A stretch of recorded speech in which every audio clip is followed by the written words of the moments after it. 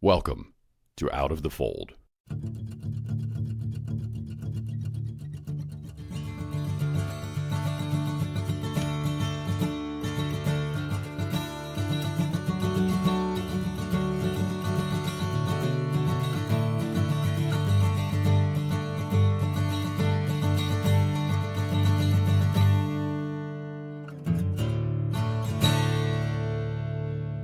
This episode is the first part of two about Morris. Like the last time, I'm going to first play something he said at the end of our conversation. Fundamentally, someone's religion doesn't really matter that much, for good or for bad. I am not anti-religion. I mean, in the same sense that I'm not anti-corporation or anti-country or anti-person. I mean, to say someone is religious, to me, doesn't say anything morally about them. You know, maybe they're a good person, maybe they're not. Some of the most wonderful people I know are devout believers in one way or another. And these are people who I would, love to live with or be neighbors to or work with or, do anything with. And we may differ on our kind of beliefs of what's real in like a spiritual or supernatural sense. But to me, it doesn't matter. An experience I had yesterday morning, I had a work function, and one of the people and kind of the honored guest at this function was an Olympic gold medalist, and someone asked him during the Q&A kind of how he overcame adversity, and he spoke about his faith in God and Jesus and kind of how that helped him carry him through and stuff like that. And this is a person who I think is an extraordinary human being. I mean, he's just a good person. And so whether someone believes and devoutly commits themselves to whatever cause, I think doesn't say anything morally about them. There are good Mormons, there are good Christians, there are good Muslims, there are good atheists, there are, good whatever. And so I'm not anti anybody. I'm pro good people, and that includes a lot of religious people, I guess is what I hope people would understand. I found Morris by contacting him through Reddit. He moderates a subreddit for people who have left any religion. At first, Morris just wanted to meet other people who, like him, had left Mormonism. But he had such a good time with them that he reached out to people who have left other religions. Eventually, he'd start hosting get-togethers on the beaches of California. It's important to recognize that he was never part of the separate fundamentalist Mormon groups that practice polygamy, and that he was always taught that those groups were apostate. Admittedly, I only knew that apostate referred to someone who had abandoned his or her religion because it's a word commonly used by a lot of metal musicians.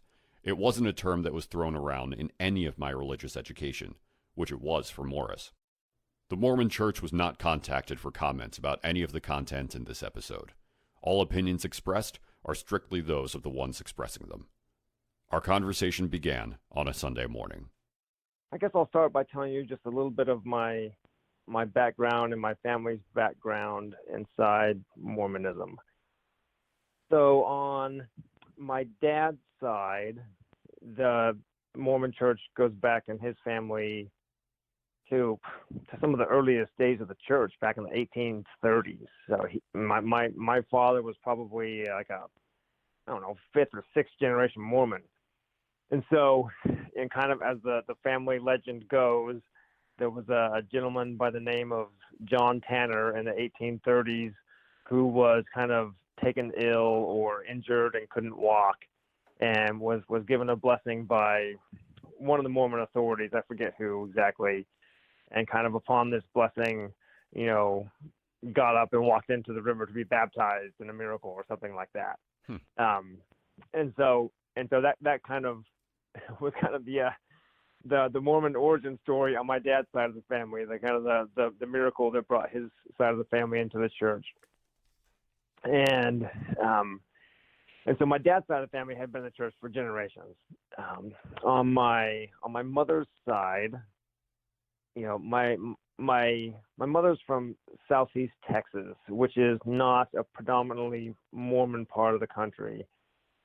However, there is a kind of a pocket of Mormons there where my mother grew up that had been there for probably since the late 19th century.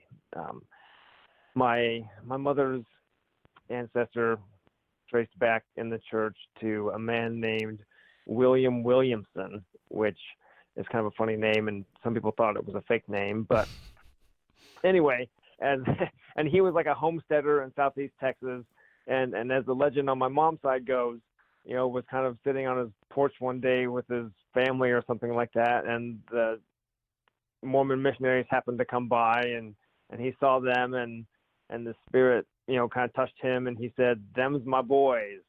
And then he was taught by them and baptized, and Williamson had an incredibly large family, something like 17 kids, 12 of which lived to adulthood or something, crazy like that. And they all kind of created a little pocket of Mormonism in southeast Texas, where my mom eventually, grew up. And then my mom and dad met in college at BYU in the 1970s. I was born in 1975. I was their oldest child. And, growing up, just, so much of our family's life was the Mormon church. Very, very devout family that I was raised in, church every Sunday. I don't even have any memories of there ever being, any anything in our family's life that would deviate from just kind of Mormon Orthodox living. My parents never drank alcohol, never drank coffee, never swore. Just, I guess a lot of those things that people kind of identify with Mormons, that was my family's, that was my experience growing up in my family. And then, just for me personally, I was born in 1975, and so I was kind of a child of the 80s and 90s, I guess you could say, in terms of kind of, my youth and teenage years and into my early 20s. And, I think from the beginning, I would say that probably, like a lot of kids, I had just a very naive kind of faith and was just kind of repeated things I had heard and probably wanted to make my parents happy, but didn't know I was making my parents happy. I was just trying to, I was just indoctrinated, or whatever you want to say, and into my family's religious culture. And, in my teenage years, I had a couple of maybe questions, or I was very mildly rebellious, and that was just pretty much in terms of music. I never drank or smoked or got into like drugs. I never, kind of had sex or anything like that, when I was growing up. And so, but kind of for me, the turning point that really kind of solidified Mormonism within me was when I was 17 years old. I graduated from high school at 17, and then the next semester I moved out with some friends in high school and went to a community college about 100 miles away from where I lived. And my friends were not Mormon kids, and I had known they would, smoke weed on occasion, do stuff like that. And I never did that with them, but I thought, hey, we'll live together. It's better than living at home. I can kind of just do whatever. And so I went off with them, and I wasn't at that time kind of surrounded by a lot of pressure to be Mormon. I was just kind of 100 miles away, living on my own with some non-Mormon kids. But these friends of mine from high school who I was living with, they kind of went off the rails a little bit. One of them got heavily into drugs, got kicked out of school. One of them, got his girlfriend pregnant, and he was like 18 years old. And I just kind of saw the way they were kind of living their life. And I thought, man, I don't want anything to do with that. It kind of, I was like, but that's when like kind of all the and so kind of this situation I was in with these friends of mine and living with them, it kind of triggered all the messages I had heard my whole life in Mormonism. Like it was like, see, Morris, this is what happens when you don't be a good little Mormon boy. This is like the direction your life will take if you don't, do the things the church said you should do. The church, was right. They told you, do this, do that, do this, do that, so you can have a good life and God will love you and you'll be blessed and all these good things will happen to you. And if you stray from the path, then, Satan will, kind of tempt you and trick you and you will be miserable and, bad things will happen and God's blessing will be taken from you. And so I kind of saw this play out in my own circumstance. And then I kind of ran like full speed ahead back into like Mormonism and kind of devoted myself to that because, in my mind, I had two choices, be like my roommates who were on drugs and being reckless, or be a Mormon or be the perfect Mormon. Those were the only two choices I could conceive in my head, because it kind of just being subject to the Mormon lifestyle and upbringing. That's all I was capable of thinking I could do. And so, now looking back, I realized I had 1,000 choices. I could have got new roommates. I could have, I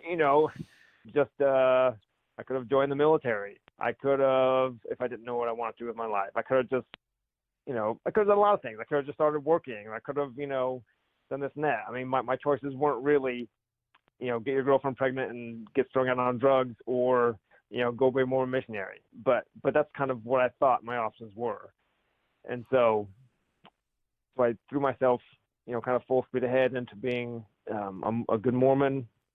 I kind of, after that first year of college with my roommates, I served a Mormon mission for 2 years. Yeah, I went to North Dakota, South Dakota, Minnesota, and Wyoming. And kind of when I came home from that was those 2 years is really what kind of solidified my commitment to the church and what I thought then would be a eternal commitment. Because I came home kind of fully indoctrinated and fully on board with living the Mormon lifestyle and, for the rest of my life.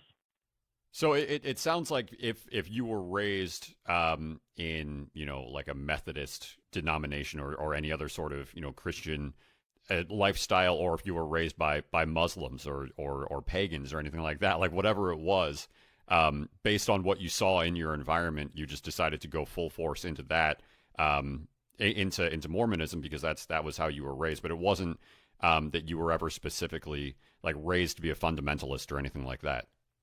And I don't know quite what you mean by fundamentalist, but I guess I would say, my belief now, at least my observation, is that most people tend to stay with the beliefs in which they were raised. Most Muslims tend to die Muslim. Most people born Catholic tend to die Catholic. Most people born atheist, tend to die atheist. I think whatever your kind of religious or spiritual beliefs that you're kind of raised with are, I think most people tend to stick with those by and large on a macro level. On a micro level, it's Alice in Wonderland. You can find Jehovah's Witnesses who become Buddhist. You can find, Muslims who become, Catholic. You can find Mormons who become Orthodox Jew. On a micro level, there's a million different combinations and paths, spiritual paths people's lives can take. But on a macro level, most people tend to just kind of stick with what they were raised with.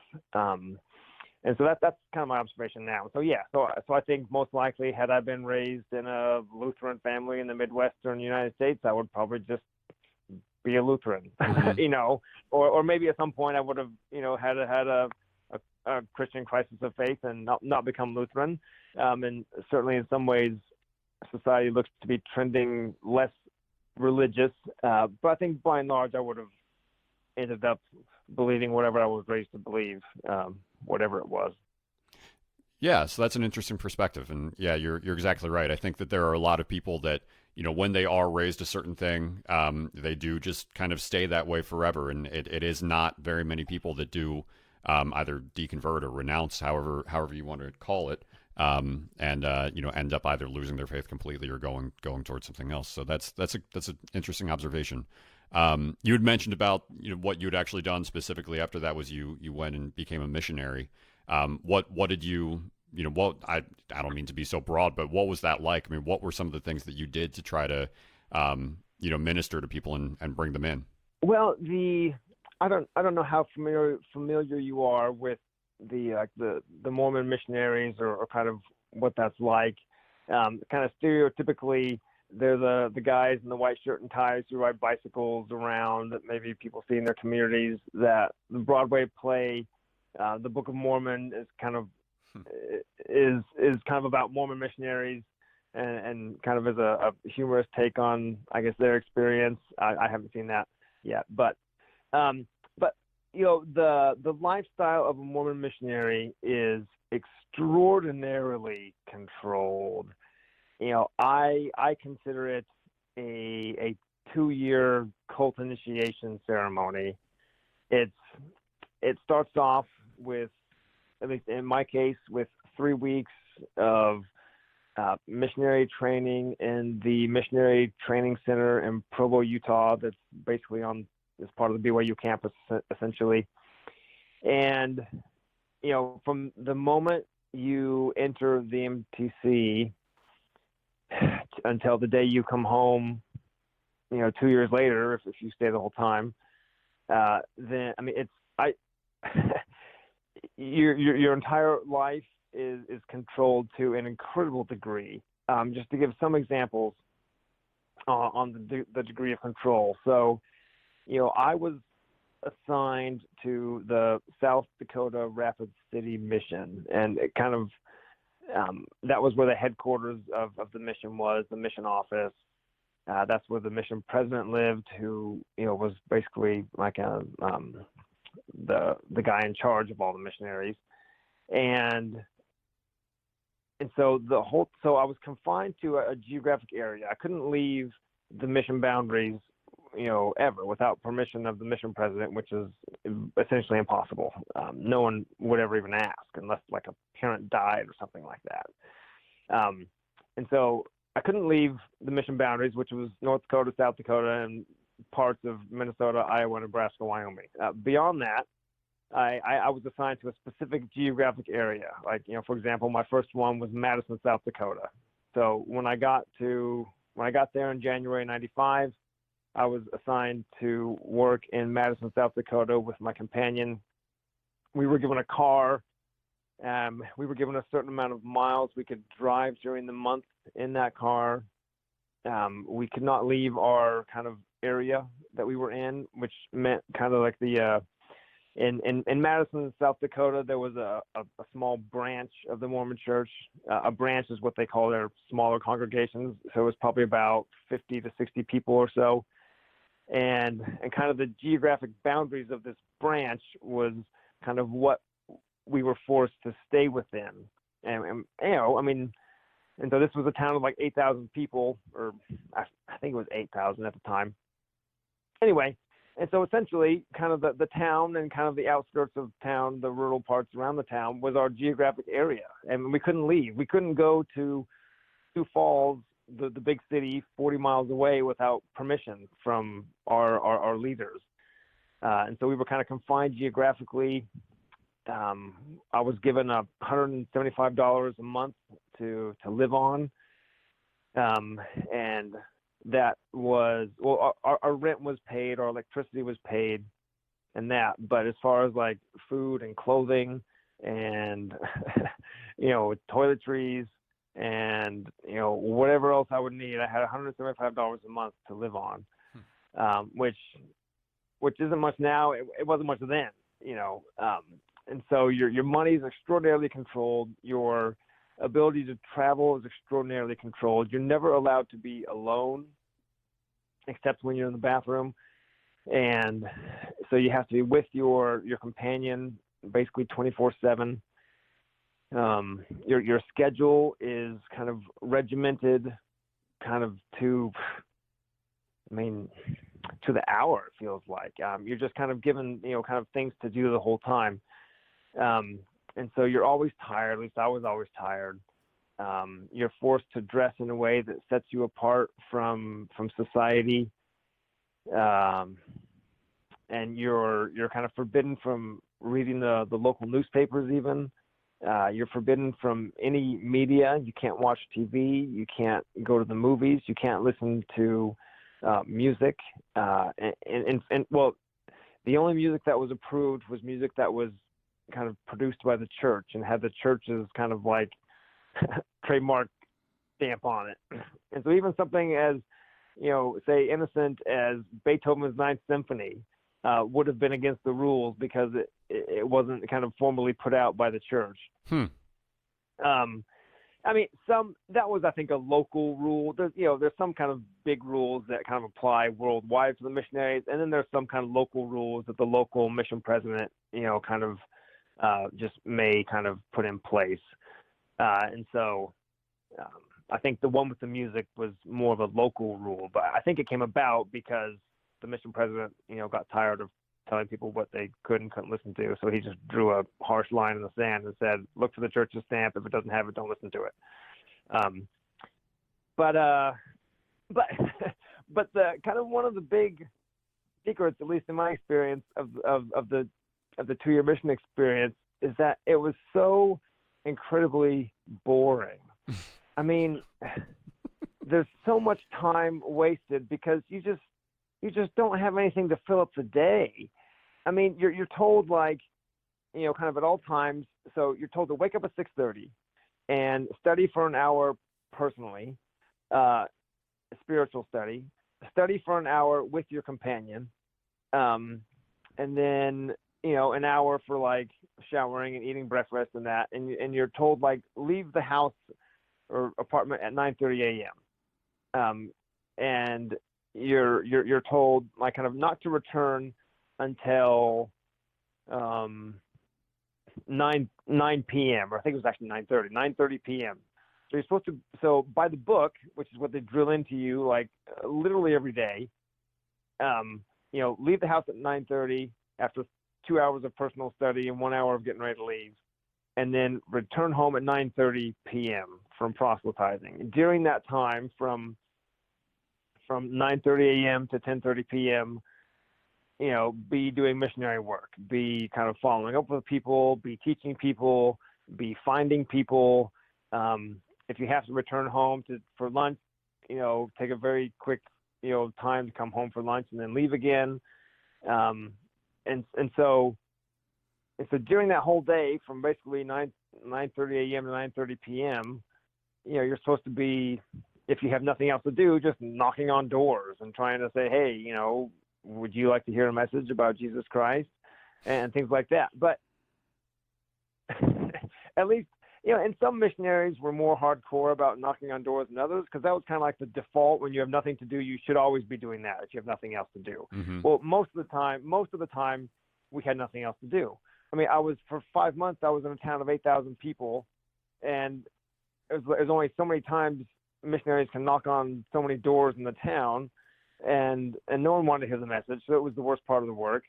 And it's not like we got all these phone calls begging us to come teach them about being a Mormon, and it wasn't like the Mormons in the town like had all these friends who they wanted us to teach and stuff like that. And so most of the time you're literally just like hoping you can find something not too like apostate to fill the time.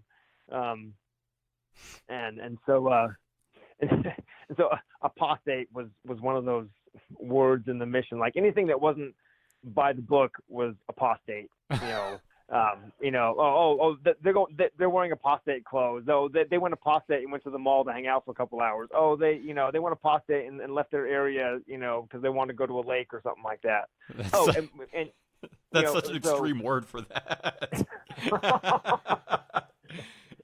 No, it is. It really is. But that was just kind of the culture of how the missionaries communicated, and so filling the boredom time is a lot of what missionaries do, at least in my experience. I've heard in some places, they're a lot more busy. I guess people in the upper Midwest like didn't want to hear much, and you know, anyway. So a lot of times you're just trying not to be bored, but failing. So did you have any success with that? I mean, I know it sounds incredibly boring to have to go and talk to the same people all the time. So, sometimes multiple times. I mean, out Yeah. of that, would you say that you actually did, you or anybody you knew successfully converted somebody? Well, I would say yes and no. I mean, here's, to the best of my memory, here's the people I remember kind of being baptized when I was kind of around. So when I got to Madison, for example, there was a guy who had been talking to the missionaries for a little while already. When I got there, we continued to talk to him. He got baptized. Within like a month, literally, of him getting baptized, I don't think we ever heard or saw from him again. He just was gone. I think he was just probably looking for something in his life. Felt a lack of something, and somehow like heard about the Mormon Church, or somehow we ended up on his door. I forget exactly how he first came into contact, but and so I think he was just someone who was kind of adrift in his life a little bit and looking for something to latch onto, and that was kind of his flavor of the month, And I think when reality set in, I was like, oh, by the way, you really can't drink alcohol or coffee or swear, and you should get a haircut because you look, kind of like you're scraggly, and kind of conform to the Mormon lifestyle. When he kind of felt the sense of that, he's like, maybe this isn't really what I'm looking for, and so he just kind of faded to black, within like a month, and so that was the first example. There was I'm trying to think of a couple others. In fact, he might have been the only guy that, no. And so a few months later, there was a 9-year-old boy whose parents were kind of sometimes active in the Mormon lifestyle, sometimes not. And so this was a period of activity for them. And so the parents were like, hey, we want to get our kids baptized. And he was a 9-year-old boy, and so he got baptized. I don't count that as a convert. And so in my next area was Grand Forks, North Dakota. There was a girl college student who got baptized, who we taught.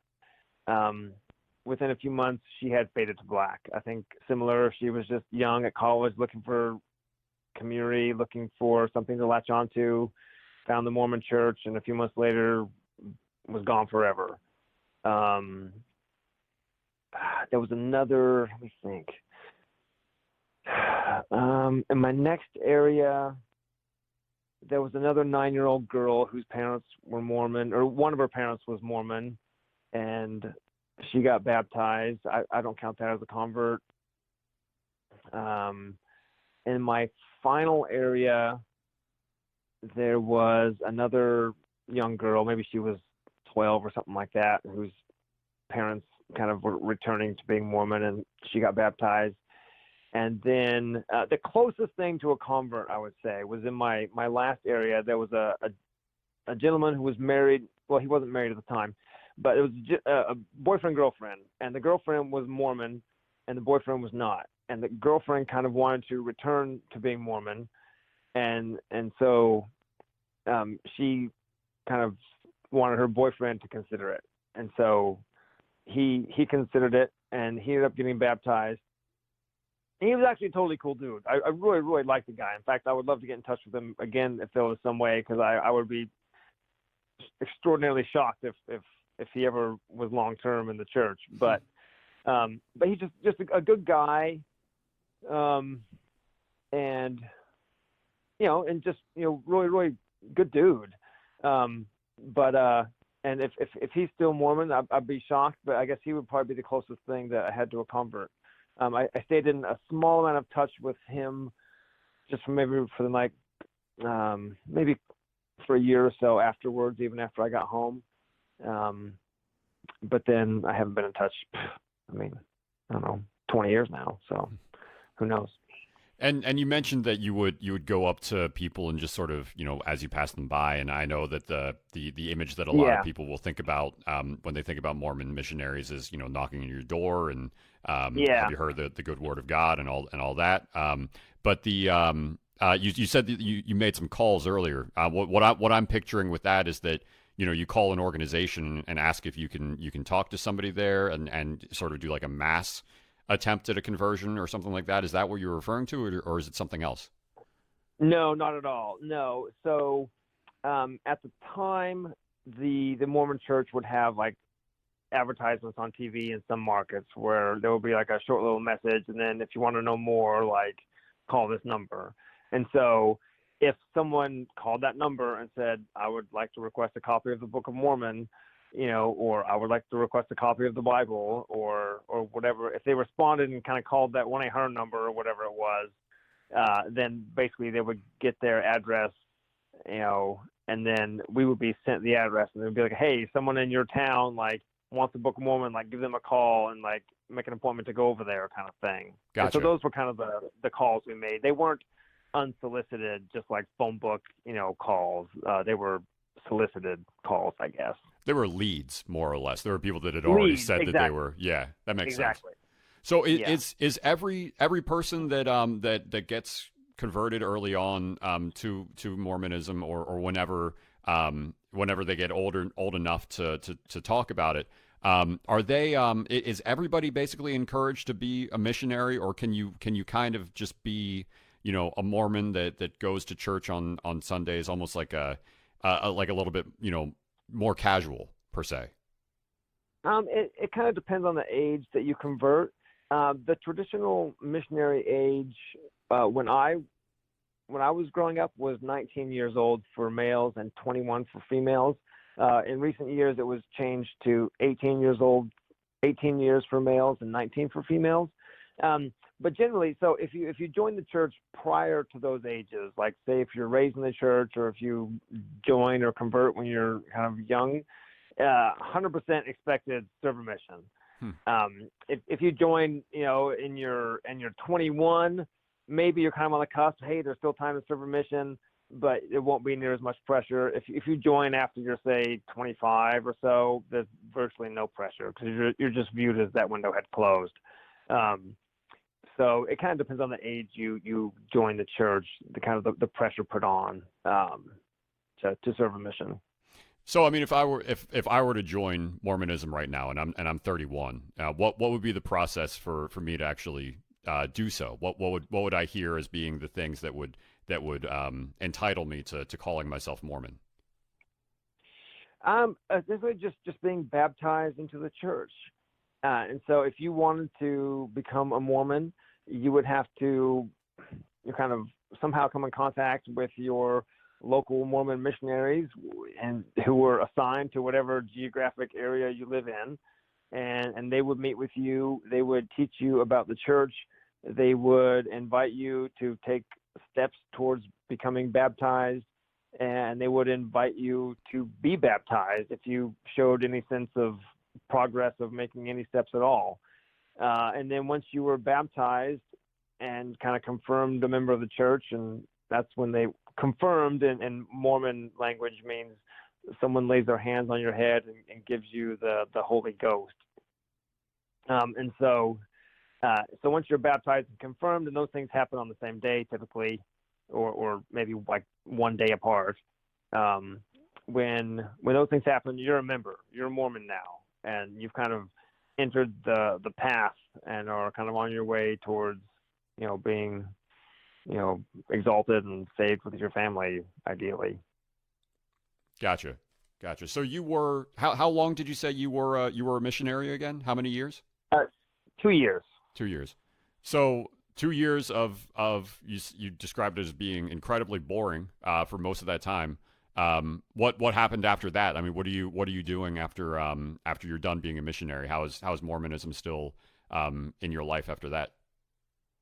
So when I got home, I came home in December 1996, and most people when they get home are just kind of encouraged to go be a good Mormon now. get an education, study something in school that will allow you to serve in the church, get married,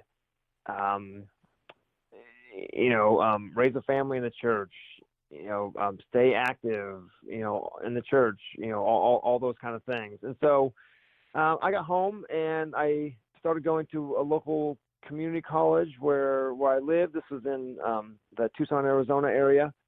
And so I just kind of started going to school and was trying to figure out, what I wanted to do with my life, essentially. And then I would say, so I got home in December 96 in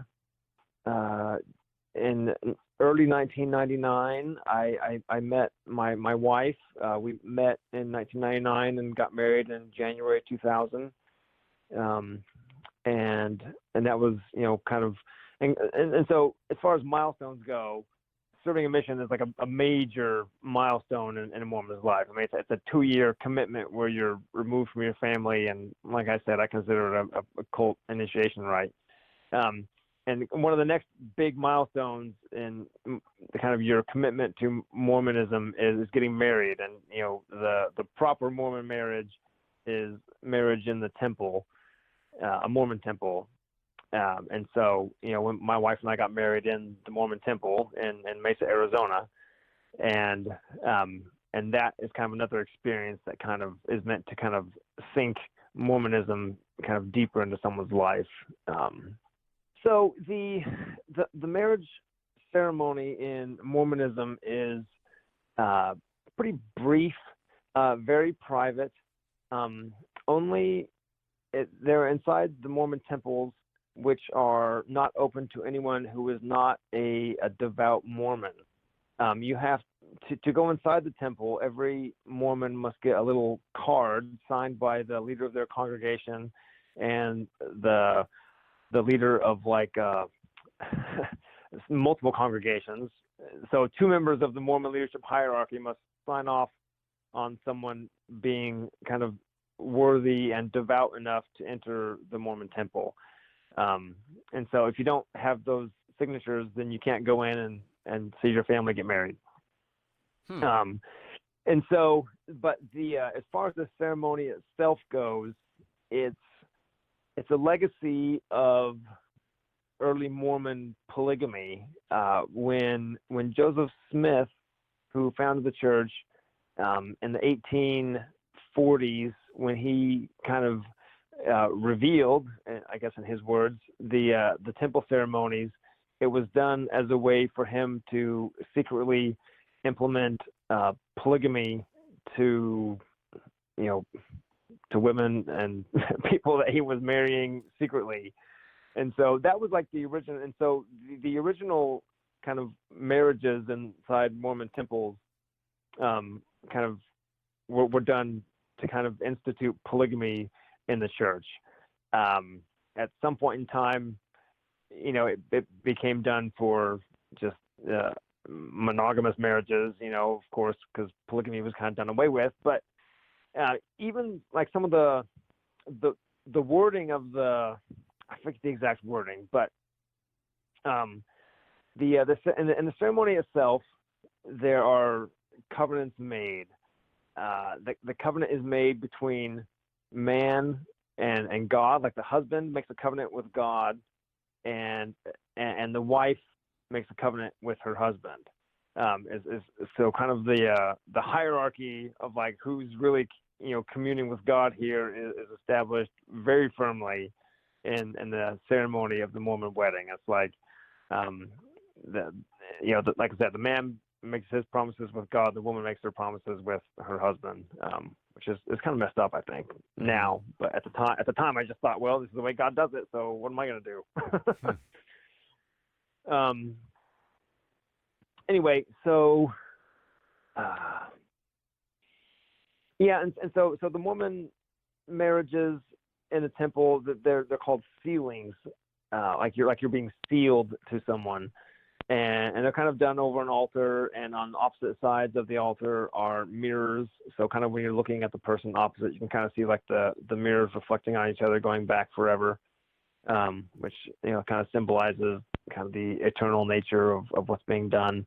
That's fascinating. So, I mean, if you have a member of your family that isn't Mormon, but I mean, they could have been good to you for your entire life, but if they don't have that card, they can't see you get married in the temple.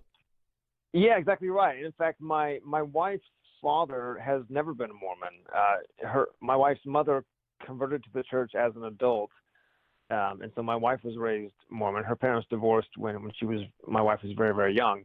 And so my wife's father and stepmom, who both of whom she loved and loves, today, were not permitted to kind of be there for the ceremony part of the wedding. So they were literally standing outside the temple waiting for us to come out.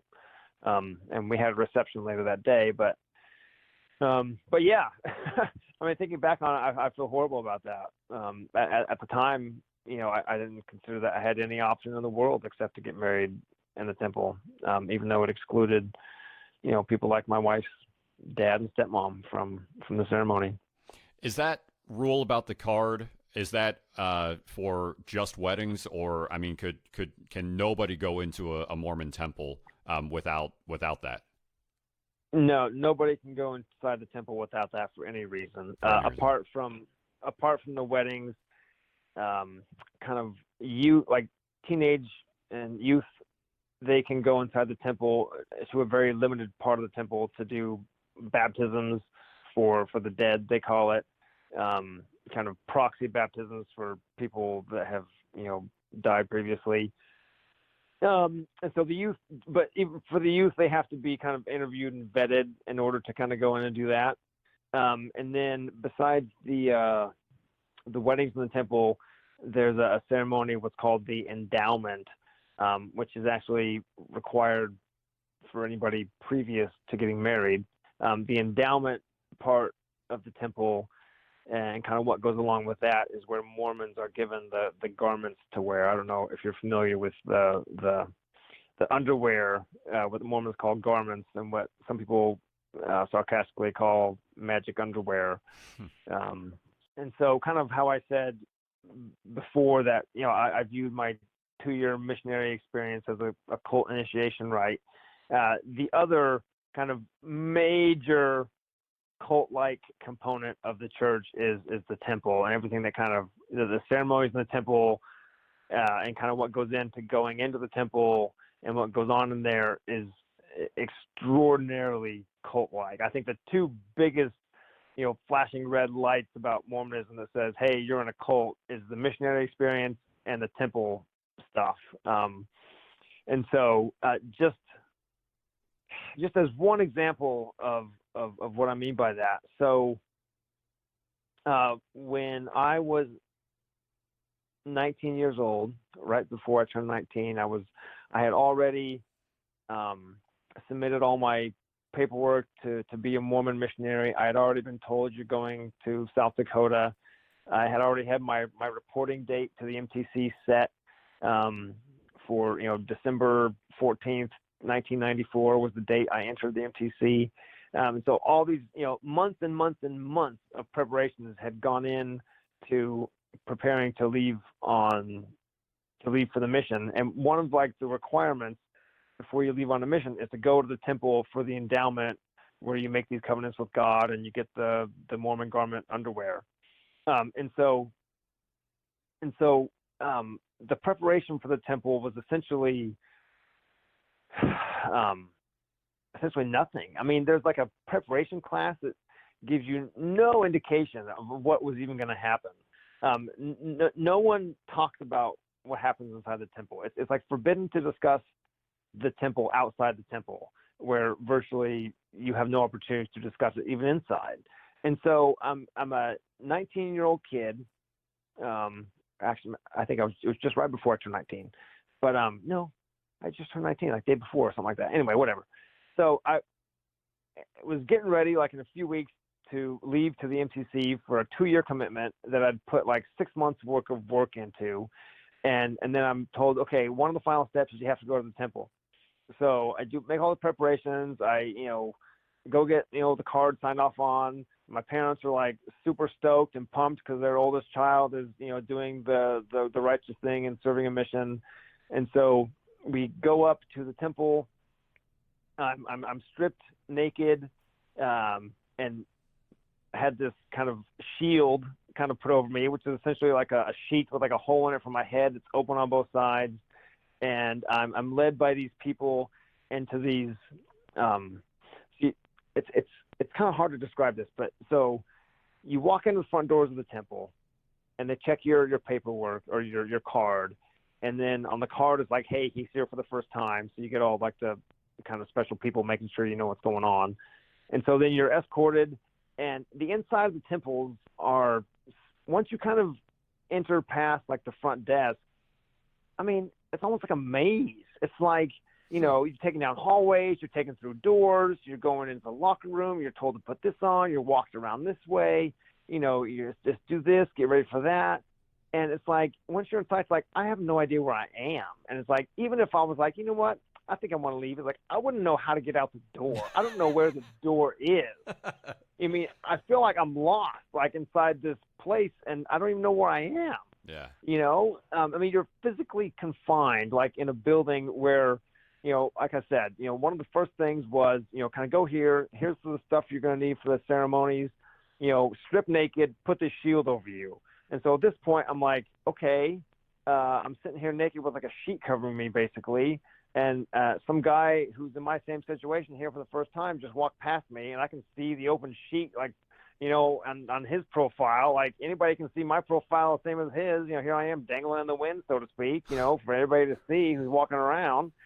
And so, I mean, it's extraordinarily uncomfortable. Sure, yeah. And then, from there, you're taken into this little ceremony room. It's like divided by like these walls that were sheets of fabric, white fabric, and people are like putting oil on your head and like anointing you and putting their, they get like oil, and they're going like this, repeating this ceremonial words about how you're being anointed to be a king and a priest unto the Most High God, and they anoint your forehead to like, they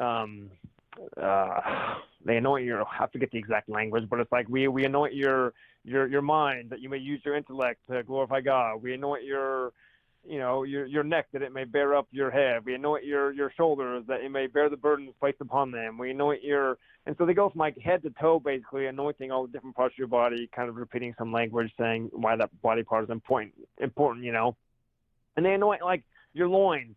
And when they anoint your loins, like this guy, kind of pulls the sheet back, somewhat, and had his head turned to his credit, and like taps his finger that has some oil on it, kind of on the inside of my, lower stomach area, inside my hip bone.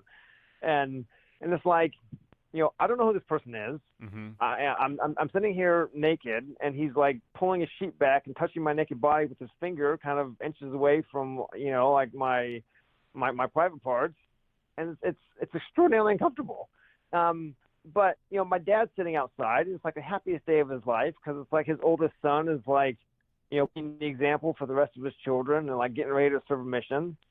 And so at the end of this kind of anointing and ceremony, you're given the garments to wear. And so the garments are kind of placed upon me. And then you're said, basically, you're instructed, like, wear these your whole life, except for when you're having sex, when you're married, if you're playing like sports, or if you're swimming. Otherwise, wear them 24/7. Don't take them off lightly. Don't wait a long time to put them back on after you go swimming or whatever. Like, this is what you wear. Wow. And so then, it's yeah. And this is like literally like the kind of the things I was told. And so I had made this 2-year commitment. I go through all the work to get my thing signed so I can go to the temple, because that's a requirement. I get there. I'm led around to this big maze-like place. I'm told to strip naked. I have these people I don't know, like, putting their hands on me and, like, touching me, and it's extraordinarily uncomfortable. And then after that, we go into, then they give me my new name, which is one of, like, the words used inside the endowment ceremony. My new name happened to be Nimrod, which was kind of funny.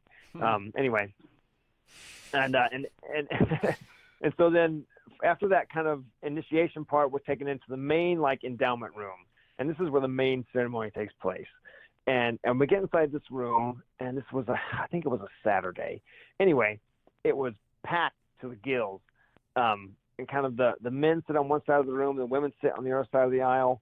And in this room, I'm like one of the, I guess, special guests because it was my first time, and so they were kind of giving me a little bit of extra attention. But I'm sitting next to my dad, who's beaming with joy. One of my, I think two of my uncles were there, like with us. My mom, of course, was there. I think 2 or 3 of my aunts were there. So my whole extended family who lived like close enough geographically who could be there were there to kind of be with me when I experienced this. And then at the kind of the beginning of the ceremony, and I have no clue what's going to happen. And so at the beginning of the ceremony, like one of the very first things they say is like, if you don't want to kind of go through with the ceremony, of your own free will and choice, you can leave. But kind of if you choose to stay, you're going to be going through a ceremony. And so I'm in a room full of like people. There's like literally a person standing at the back door in front of it. So even if I was like, nah, I think I want to go, it's like I got to navigate my way out of like my parents and aunts and uncles who are all staring at me, past the guy at the door who's like literally standing in front of it, and say I get out that door somehow. I'm still lost in a maze of a building wearing like ceremonial clothing that I can't go outside and like be seen in public like this. I got to find my way back to the locker room where I can change. I don't even know where the locker room is because I've been led around this like maze-like building like a couple different times for different stuff. I have no clue where to even go to get out if I wanted to, and let alone like just the pressure of having my parents there, my aunts and my uncles who are all like happy as can be, and let alone that this is like required for me to do this 2-year commitment that I've put the last 6 months of my life like hardcore preparing for.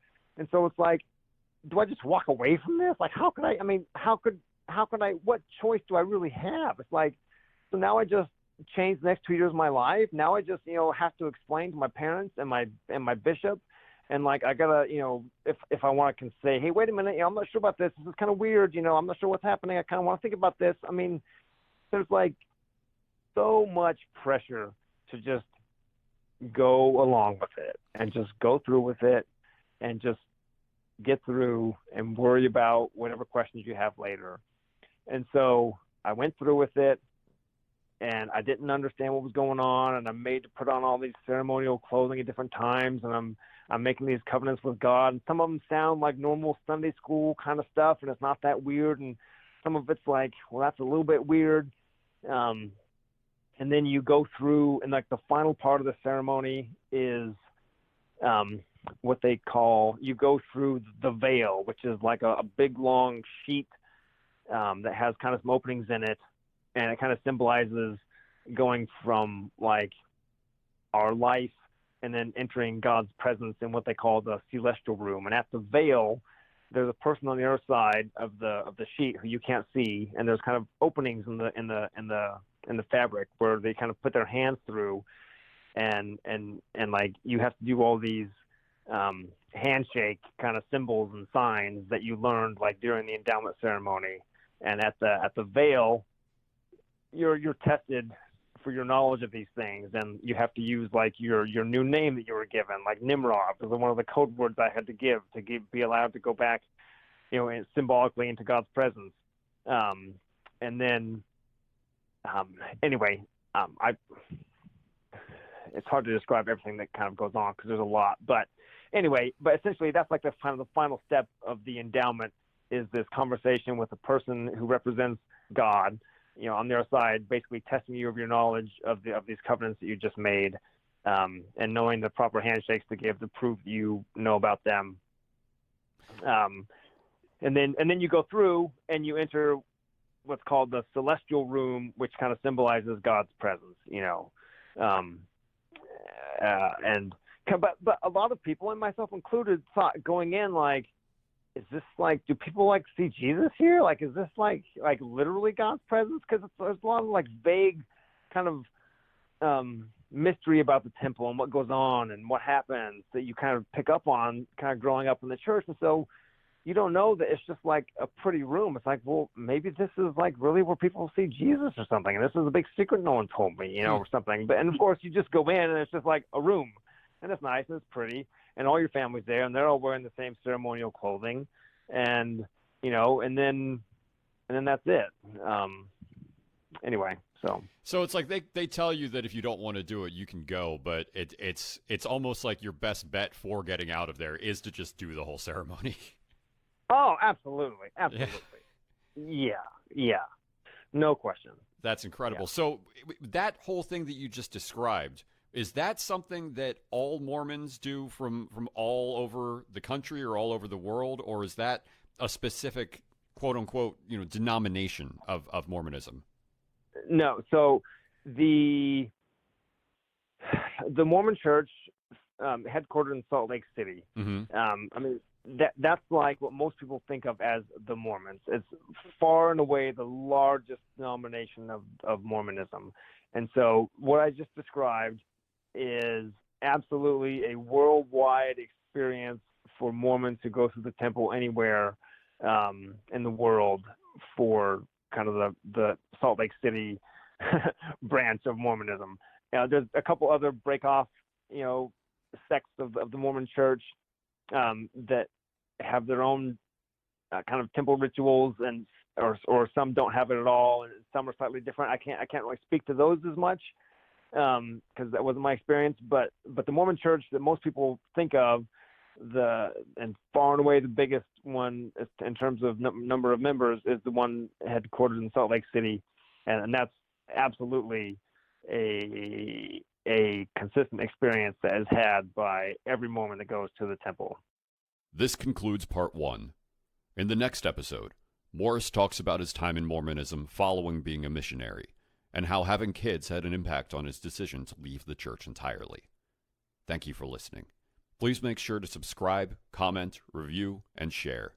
If you'd like to be interviewed for Out of the Fold, feel free to contact me on Twitter at OutFoldPodcast, or you can email me at outofthefoldpodcast@gmail.com. Special thanks to Morris for approving all of this conversation being shared. All production and music by me. This has been Out of the Fold.